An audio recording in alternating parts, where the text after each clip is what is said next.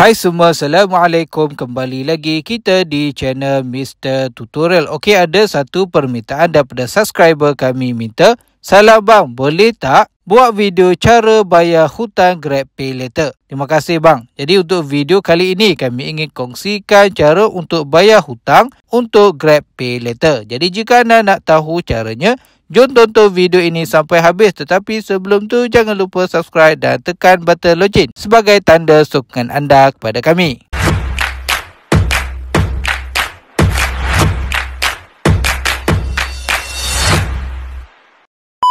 Okey, pertama sekali anda perlu buka aplikasi Grab di telefon anda.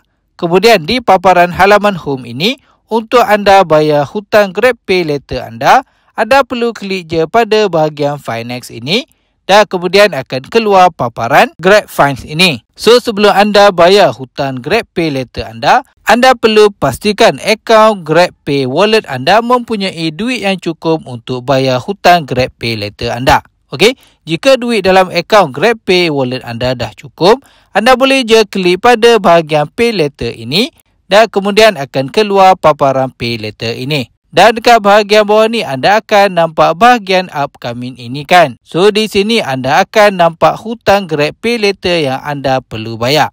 So anda klik je pada bahagian See All ini dan kemudian akan keluar paparan Postpaid Bill ini kan. So di bahagian bawah ni anda akan nampak senarai bil hutang GrabPay later anda. Macam kes saya cuma ada satu je hutang GrabPay later ini. So untuk bayar GrabPay later anda ini, anda klik je pada bahagian Pay Now ini dan kemudian akan keluar paparan payment amount ini kan.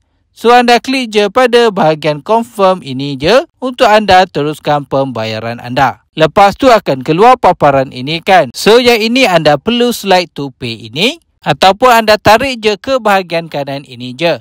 Lepas tu akan keluar paparan ini dengan status dekat sini bagi tahu you have paid ini. Bermaksud anda dah pun berjaya bayar hutang GrabPay later anda. So anda klik je pada OK ini dan kemudian dekat sini auto deduct ini kat bahagian bawah ni dah menjadi kosong. So untuk anda semak pembayaran anda klik je pada back ini dan kemudian dekat paparan ini anda akan nampak total due dan juga bahagian upcoming ini sudah menjadi kosong. So senangkan caranya. Jadi setakat ini saja perkongsian kami untuk kali ini.